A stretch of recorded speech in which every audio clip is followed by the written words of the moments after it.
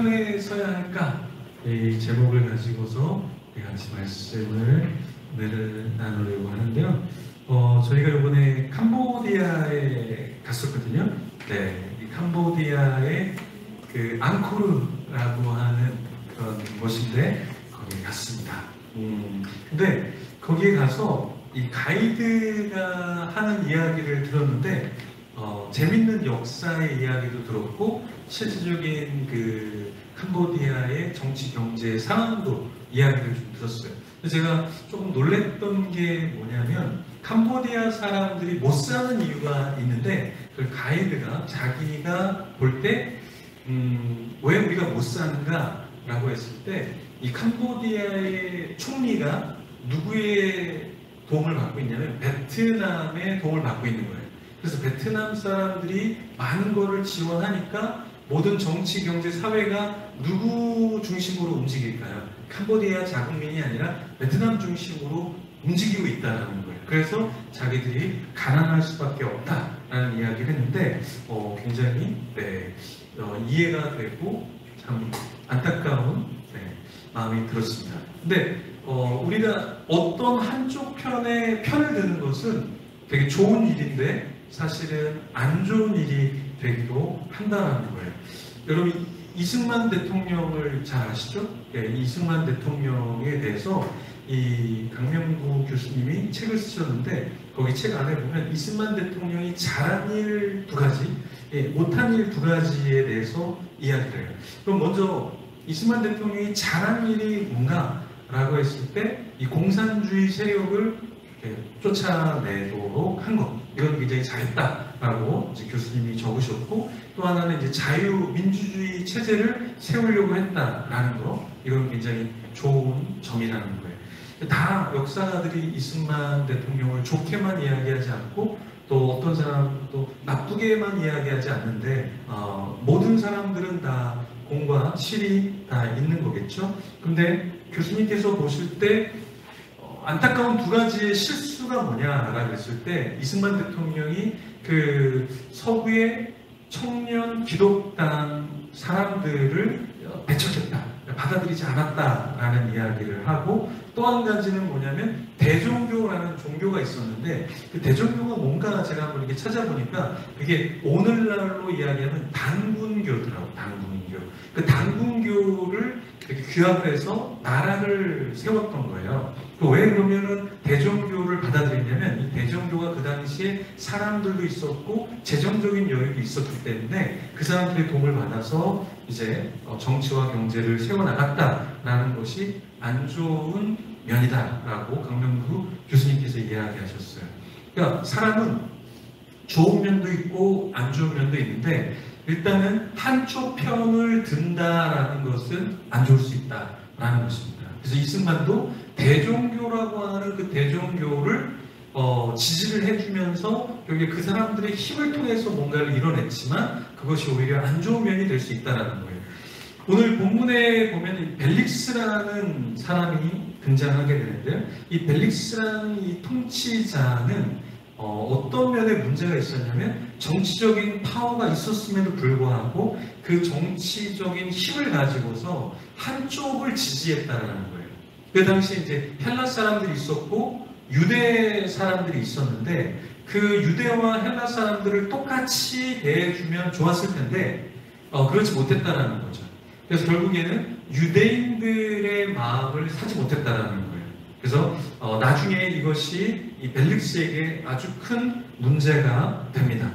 그래서 벨릭스의 문제는 무엇이냐면 사실 분쟁이 있을 때 양쪽 편의 문제를 다 들어주고 양쪽 편을 다 어떻게 격려해주고 함께 해줘야 되는데 그렇지 못했다는 거예요. 결국에는 한쪽만 도와주다 보니까 나중에 이 유대인들이 이 벨릭스에 대한 안 좋은 마음을 가지고 있었다는 것입니다. 오늘 본문에 보면 이 벨릭스와 아내인 드루실라가 나오는데 이 벨릭스와 드루실라가 그래도 좀 괜찮았던 건 뭐냐면 사도 바울을 알아보고 사도 바울에게 나가갖고 뭔가를 좀 들으려고 했다는 거예요. 뭔가를 들으려고 했어요. 그래서 같이 부부가 나아가서 사도 바울은 지금 감옥에 갇혀 있는 어떤 면에서는 이제 재판을 받고 감옥에 가야 되는 그런 인물이었는데 이 벨릭스와 드루실라가 뭔가 사도 바울이 조금 다른 것을 캐치를 하고 뭔가 들어갔다라는 거예요. 근데 그때 바울이 말했던 게 뭐냐면 사도 바울이 말했던 것은 다른 거를 이야기하지 않았다는 거예요. 그 무슨 말이냐면 예를 들어서 여러분이 아프다고 생각해봐요. 몸이 되게 많이 아파요. 그럼 여러분은 말할 때 뭐를 여러분들이 이야기하고 있어요? 내가 아픈 걸 얘기하지 않을까요? 그죠? 예를 들어서 여러분이 굉장히 누구랑 싸워서 되게 기분이 안 좋아요. 그래서 누가 미워요. 그럼 여러분은 뭘 얘기할 때 그 미운 사람 얘기를 하지 않을까요? 그죠? 근데 사도 바울이 참 대단한 게 뭐냐면 사도 바울은 자기가 이제 감옥에 있고 감옥에서 어떻게 죽임을 당할지 어떠한 형벌을 받을지도 모름에도 불구하고 사도 바울이 입을 열어서 말했던 건 뭐냐면 복음에 대한 것이라는 거예요. 이게 쉬운 것 같지만 사실은 쉽지 않다는 거예요. 예를 들어서 지금 경제적으로 되게 어려워요. 그래서 많은 사람들이 우울해해요. 많은 사람들이 힘들어요. 근데 그런 가운데서 입을 열었는데 나 우울해, 나 힘들어, 나 괴로워 이렇게 얘기하는 게 아니라 정말 우리 하나님이 좋으신 분인 것 같아.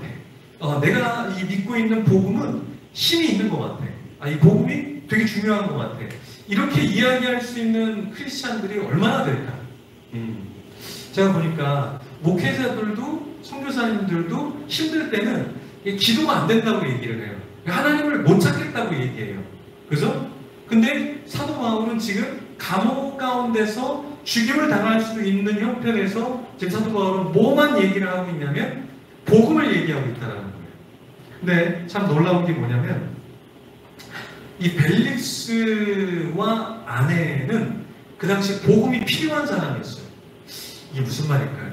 벨릭스는 통치자였잖아요. 근데 벨릭스는 곧 뒤로 넘어가면 벨릭스는 자기의 자리를 더 이상 지키지 못해요. 그래서 모든 걸 다 놓치게 되는 존재자고 이 아내를 보면 이 드루실라라는 아내 그러니까 통치자의 아내니까 우리가 볼 때는 괜찮은 것 같은데 이 드루실라의 삶을 보면 왜 복음이 필요한지 우리가 알 수 있다. 무슨 말이냐면 드루실라는 어떤 여인이냐면 아그리파 1세의 딸이었어요. 네, 통치자의 권력자의 딸이었어요. 그래서 이제 약혼을 합니다.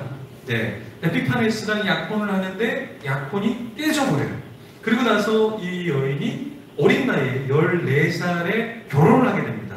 예, 아지주스라는 그 MSI의 왕의 아들과 결혼을 하게 돼요. 근데 결혼하는데 그게 또 나중에 결혼이 깨지게 되죠. 그리고 나서 세 번째 이 벨릭스라는 인물이 결혼하자고 해서 결혼했던 여인이에요. 그러니까 한 여인으로 치자면 그 인생이 어릴 때부터 약혼했다가 깨지고 어렸을 때 결혼했는데 또 이혼하고 그리고 나서 벨릭스와 결혼을 했다라는 거예요. 그쵸? 그러면 그 인생이 얼마나 비참하겠어요. 계속 누군가의 아내가 되고 또 이혼하고 아내가 되고 이혼하고 네 재밌을 것 같아요. 그렇지 않을 거라고. 이게 여인의 삶이 굉장히 어려울 거란 말이에요. 그래서 바울은 이 드루실라에게 정말 지금 필요한 것은 어떤 것이 아니라 복음이다라는 것을 알고 있었고 벨릭스와 드루실라가 권리가 있는 안정적인 지위에 있었지만 바울이 볼 때는 이들에게 복음이 필요하다는 거예요.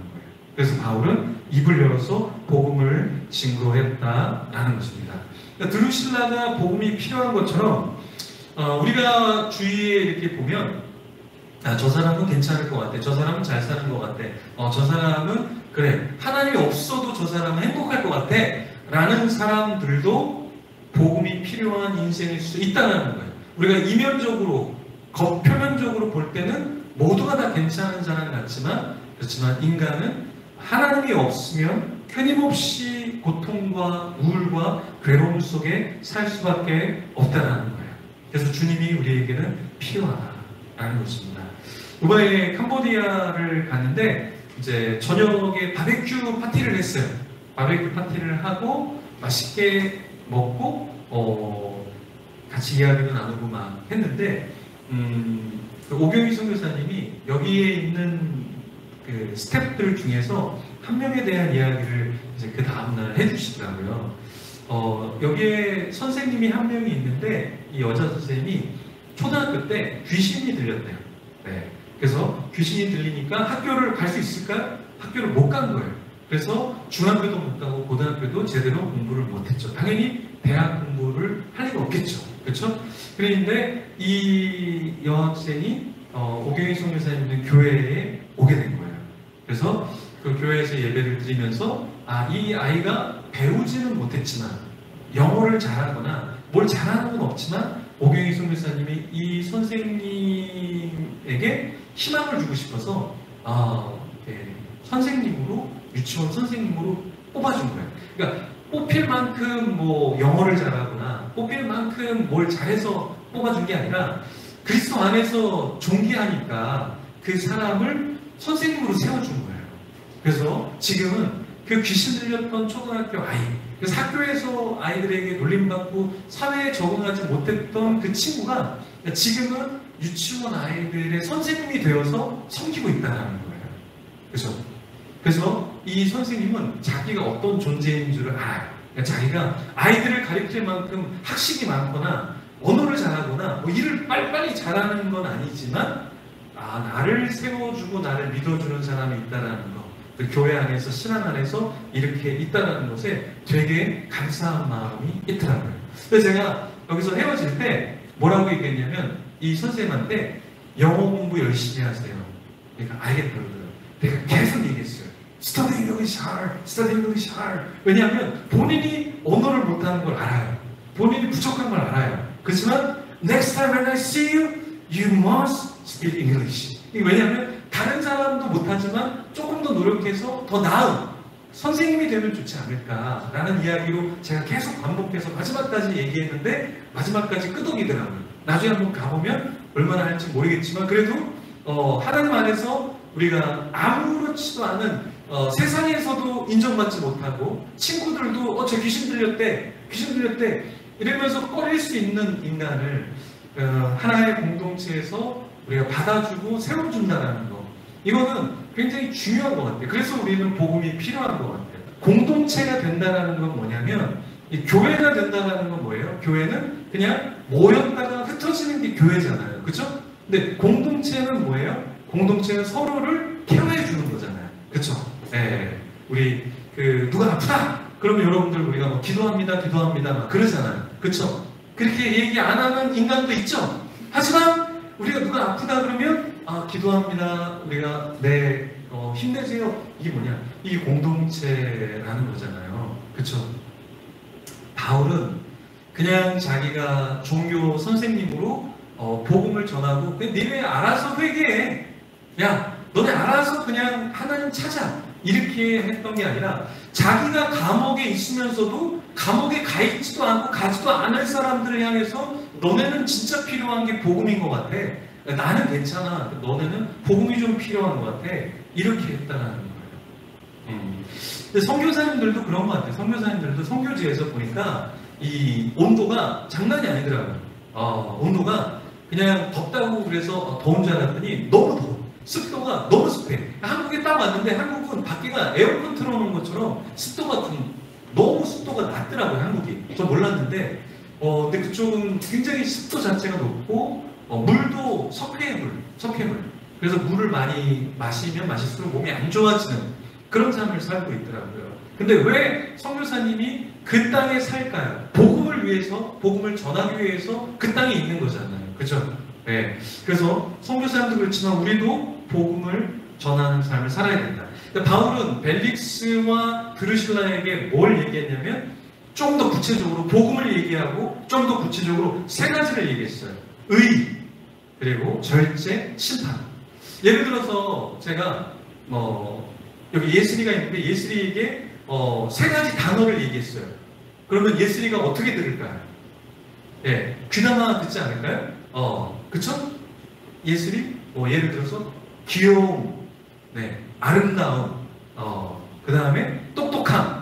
벌써 웃잖아요. 자기한테 하는 얘기 딱 들어맞는다고 웃잖아요. 어떻게 목사님이 딱 정확하게 아니야. 이게 딱 하잖아요. 그쵸? 예, 그쵸?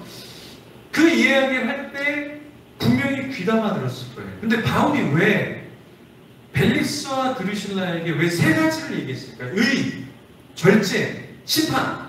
예를 들어 정찬이가 있는데 제가 의, 절제, 심판 필요한 것 같아요. 그러면 어떻게 들을까요? 찔리지 않을까? 나한테 의가 없는 거 어떻게 알았지? 나한테 절제가 부족한 거 어떻게 알았지? 내가 어떻게 심판이 나한테 임한다고? 이렇게 들었을 거예요. 근데 복음은 항상 좋은 것만을 얘기하는 게 복음은 아니다. 네, 복음은요, 너 doing good, you are excellent, you're doing good job. 이게 복음이 아니에요. 복음은요, 뭐냐면 명확하게 그 사람에 대해서 얘기해 주는 게 복음인 거예요. 그죠? 계속 게으른데, 너무 게으른데, 괜찮아요. 게을러도 돼요. 더 게으른 사람도 지옥에 갔어요. 괜찮아요. 계속 게으르세요. 이게 복음이 아니라 복음은 무엇이냐면 그 사람이 하나님이 원하시는 삶을 살 수 있도록 이야기해 주는 게 복음이라는 거예요. 그래서 때로는 전도할 때 당신은 훌륭한 사람입니다. 이것도 좋은 전도가 될 수 있지만 복음이라는 것은 당신이 이렇게 살다가 지옥에 갈 수도 있습니다. 라는 것을 말해주는 게 복음이라는 거예요. 그래서 사도 바울은 복음에 대해서 말했지만 좀 더 명확하게 벨릭스와 드루실라에게 의, 절제, 심판 이것을 기억하세요. 이것을 간직하세요. 라고 진짜 복음을 이야기해 주었다는 거예요. 근데 벨릭스는요, 바울의 말을 듣고 마음이 굉장히 많이 흔들렸어요. 복음에 대해서 많이 열려있었는 거죠. 근데 문제는 뭐냐면 이게 인간의 마음인데요. 인간의 마음에는 두 가지의 양면이 있어요. 두 가지 양면. 그 두 가지 양면이 뭐냐면 첫 번째는 의, 절제, 심판, 그럼 내가 참 마음을 돌이켜야지 라는 마음 밑에 사도 바울은 어떤 마음을 갖고 있었냐면 내가 바울한테 뇌물을 받아야지, 돈을 받아야지 라는 마음이 깔려 있었다는 거예요. 그러니까 이 벨릭스가 어떠한 인간인지를 보여주는 거죠. 근데 우리도 사실은 이런 마음이 깔려 있다. 예를 들어서 우리 예전에 이렇게 교회 안 다니는 친구한테 야 교회 와 그러면 그래 교회에 그 이쁜 여자애들 있지 나 그러니까 교회 갈래 이런 친구도 있어요. 사실은 교회에는 이쁜 여자들이 없거든요. 이쁜 여자들은 다 세상에 가 있거든요. 그렇죠? 교회에는 이쁜 여자들이 없어요. 주님이 필요한 여자들이 더 많잖아요. 근데 친구들이 진짜 이쁜 여자들이 있는 줄 알고 왔다가 없으니까 주님 만나고 또 신앙생활 하는 경우도 가끔 있잖아요. 그죠? 근데 그 밑바닥에 뭐가 있냐면 사람들의 마음은 그래 교회 가면 내가 장사할 수 있겠다. 내가 보험을 하면 그래 교회 사람들이 보험 들어주지 않을까? 내가 장사를 하면 우리 집 와서 밥을 먹어주지 않을까? 이런 마음이 있죠. 하나님께서는 이런 것들을 다 사용하시는 것 같아요. 이걸 다 사용하시는 것 같아요. 벨릭스의 마음에는 바울의 말을 듣고 찔리는 마음도 있었지만 한편으로는 바울을 통해서 뭔가를 더 얻을 수 있을까? 이 마음을 갖고 바울과 함께 지켜보면서 있으려고 했다는 것이죠. 하지만 우리는 이 인간에 대한 이해를 조금 더 이 말씀을 통해서 할 수 있습니다. 그러면 벨릭스는 왜 바울을 바로 판결하지 않았을까? 여기에 대한 걸 우리가 좀 살펴보면 2년 동안 그냥 심판을 하지 않고 감옥에다가 둡니다. 왜 그랬을까? 라고 했을 때 벨릭스는 두 가지 마음이 있었어요. 하나는 바울을 보니까 정말 잘못한 게 없는 것 같아요. 그러니까 심판하기가 쉽지 않은 거예요. 근데 또 하나의 마음은 그걸 풀어주면 유대인들이 자기를 향해서 가만히 있지 않겠죠. 그래서 사도 바울한테는 좀 미안하지만 사도 바울을 풀어줄 수도 없고 그렇다고 해서 사도 바울을 죄인으로 죽일 수도 없는 그 중간 지점이 있었던 거예요. 그래서 2년 동안 구려하고 있었다. 그래서 대제사장이 오면 제사장을 통해서 피를 흘릴지언정 자기가 사도 바울을 심판하고 죽이거나 형량을 주지는 않으려고 했다는 거예요. 자, 이 벨릭스 결국은 어떻게 됐을까요? 이 벨릭스는 유대인들의 편에 서서 바울을 풀어주지 않았던 이 벨릭스 결국에 자기의 자리를 그 고르기오 베소에게 넘기게 됩니다. 참 신기하죠? 안전망의 안전한 자리에 머물렀는데 결국에 그것이 자기에게 독이 됐다는 거예요.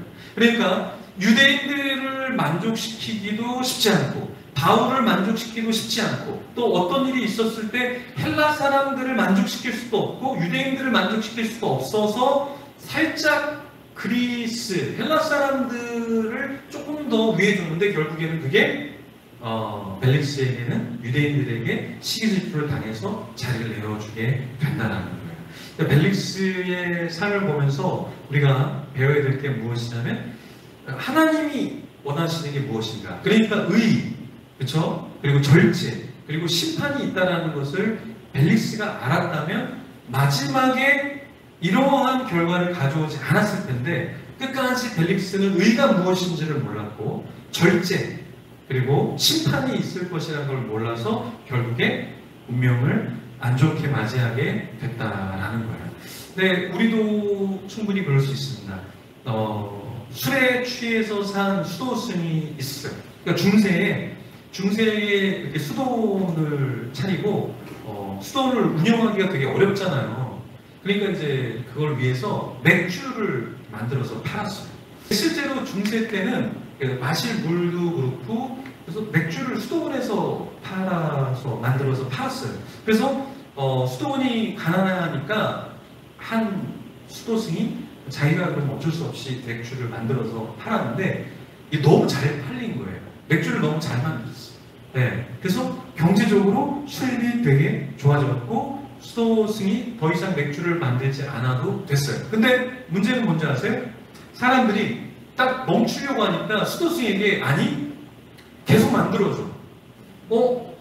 경제적으로 이제는 어렵지 않은데 근데 당신이 만든 좋은 술도 마시고 싶고 경제적으로도 어렵지 않고 싶은 마음. 그래서 이 사람은 하루 종일 뭐를 하냐면 맥주를 만들고 시음하고 맥주를 만들고 시음하고 그 사람은 항상 뭐한 상태에 있을까요?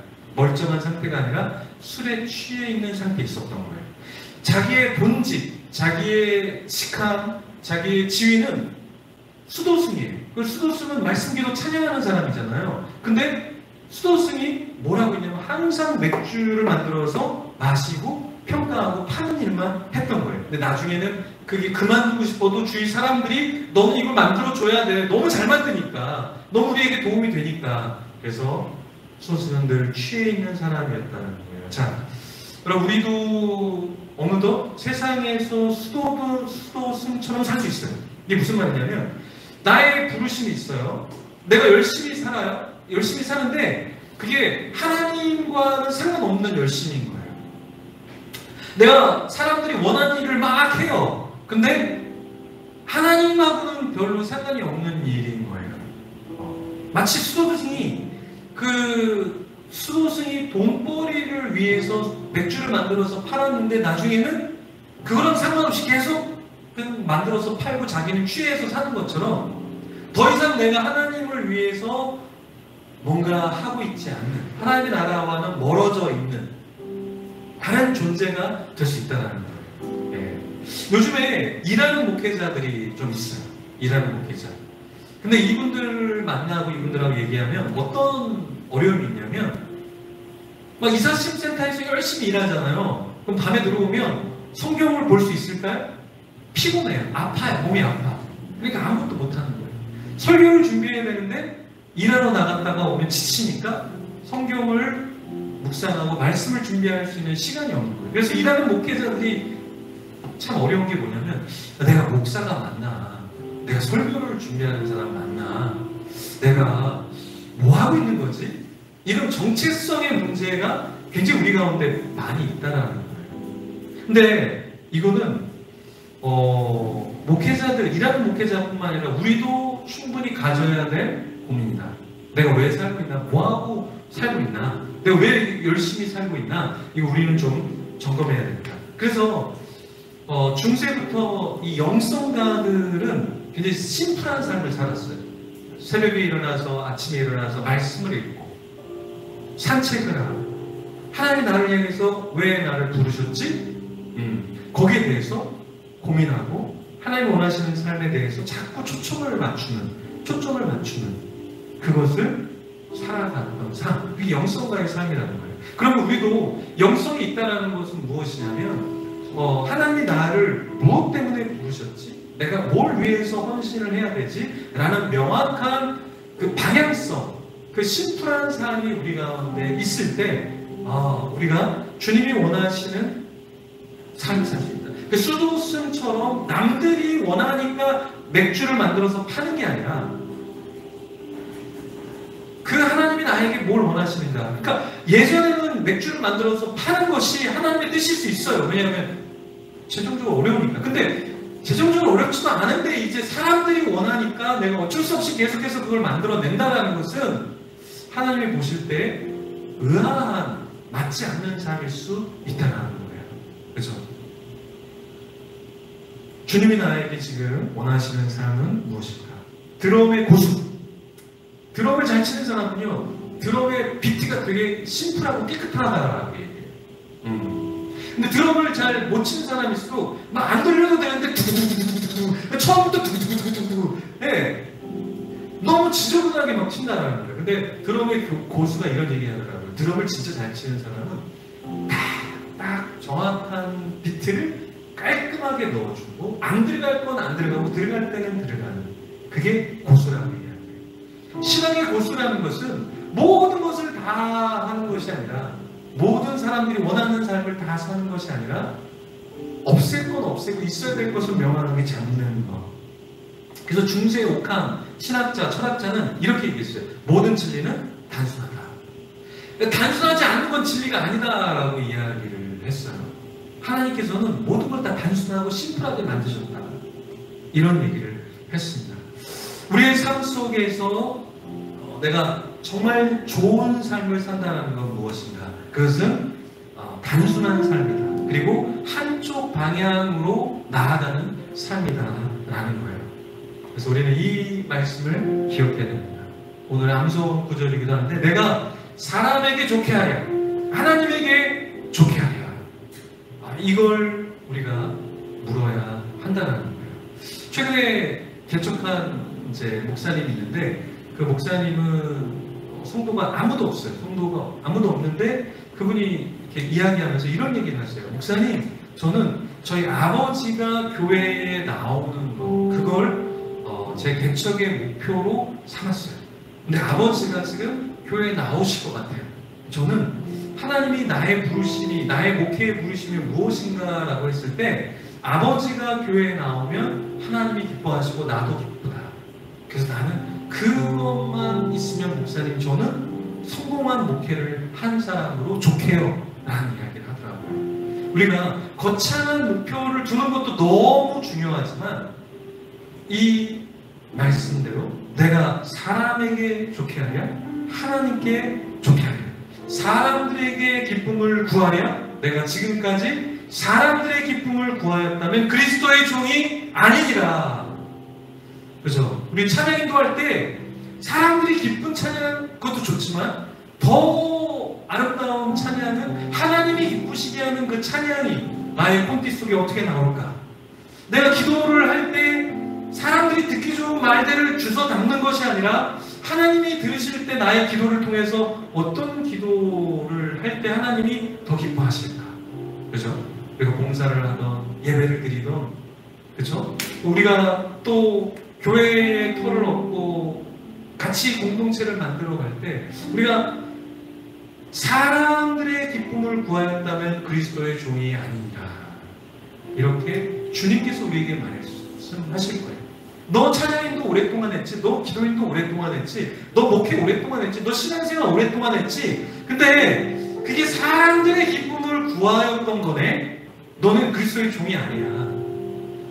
그래서 주여 주여 하는 자마다 다 천국에 들어가는 자가 아니라 아버지의 뜻을 행하는 자라고 그랬잖아요. 근데 우리가 그리스도의 이름으로 선지자 노릇도 하고 그리스도의 이름으로 제사장 노릇도 하면 다 우리가 하나님을 위해서 한 것 같지만, 하나님께서 뭐라고 말씀하십니까? 사람들의 기쁨을 구하는 것은 그리스도의 종의 모습이 아니다라는 거예요. 우리가 하나님 앞에서 나 자신이 어떻게 살아가는가. 왜냐하면 우리가 죽었을 때, 마지막 심판받았을 때 사람들이 우리를 평가하는 게 아니에요. 하나님이 심판대 앞에서 하나님과 1대1로 하나님과 이야기하는 거예요. 그래서 너 영환아, 너 뭐하고 왔니? 너 사람들이 원하는 거 하고 왔니? 아니면 내가 원하는 거 너 살다 왔니? 이 질문을 우리 각자에게 할 거라고. 각자에게. 여러분 각자에게 물어볼 거예요. What did you do? Did you do for human beings or for me, God? God might ask us. 하나님 우리에게 물으실 거예요. 야, 너 뭐 하다 온 거야? 뭐 하다 온 거야? 뭐 한 거야? 뭐 한 거야?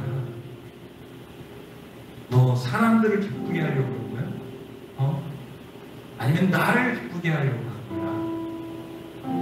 우리 끊임없이 우리의 삶에서 한 주를 살면서 우리 물어야 돼. 내가 이 한 주를 나를 위한 거야? 아니면 주님을 위한 거야? 이거 내가 사람을 기쁘게 하려고 하는 거야? 아니면 하나님을 기쁘게 하려고 우리가 예배를 드리는 거야? 근데 우리는 대부분 우리 중심이에요. 우리가 기쁘면 그 예배가 기쁜 거고 하나님이 어떻게 예배를 생각하시는가는 생각하지 않는다는 거죠. 사람 중심. 제가 오전에 다른 교회에서 설교를 하고 왔는데 한 장로님이 이런 얘기를 하셨어요. 요즘에 이렇게 부흥성회를 하려고 그러면 사람들이 모이지 않는다. 목사님 이걸 해야 됩니까? 그래서 제가 그랬죠. 부흥회가 사람을 위한 것이냐? 한 명, 두 명, 몇 명만 모여서 그 사람들이 각성이 일어나면 교회가 뒤집어지는 거 아니야. 그러니까 사람이 많이 모이는 것을 기준으로 잡지 말고 소수의 사람이 모이더라도 거기에서 은혜를 받으면 그러면 하나님이 기뻐하시지 않겠는가. 우리 대학 청년부도 이제 수련회를 준비한다고 하는데 다 참석 못하더라도 몇 명이 참석해서 그 안에서 하나님이 기뻐하시는 집회 그런 모임을 갖는다면 한 명이 100명의 일을 감당하고 1000명의 역할을 할 수 있는 사람이 나타날 수 있다라는 것이죠.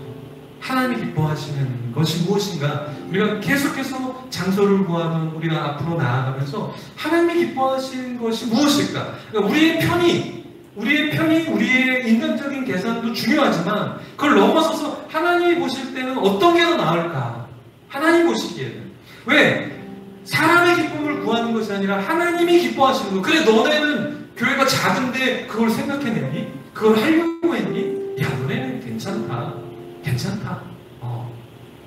그걸 하나님께 보여드리고 하나님께 추구해 나간다면 우리가 마지막에 하나님 나라에 갔을 때 고생하다 왔어.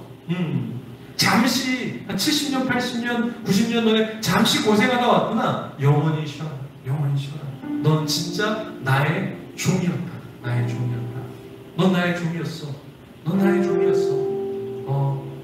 You are my servant. You did for me, not for human beings. You are my servant. Just take a rest in my kingdom forever. 하나님이 말씀하실 거예요. 사람 중심이 아니라 하나님이 보실 때 뭘 기뻐하실까? 이거를 더 고민하는 우리 가정, 우리 교회가 되기를 소망합니다. 우리 축도하고 예배 마치도록 하겠습니다. 우리 주 예수 그리스도의 은혜와 변함없는 하나님의 사랑과 우리의 길을 인도하시는 성령님의 그 교통하심이 내 뜻이 아닌 하나님의 복음으로 살고 또 그 위대한 복음 전하기를 마음에 작정하는 성도들과 선교지에서 생명 걸고 복음으로 영혼을 돌보는 선교사들 가운데 이 나라 이민족 위에 함께 있을지어다.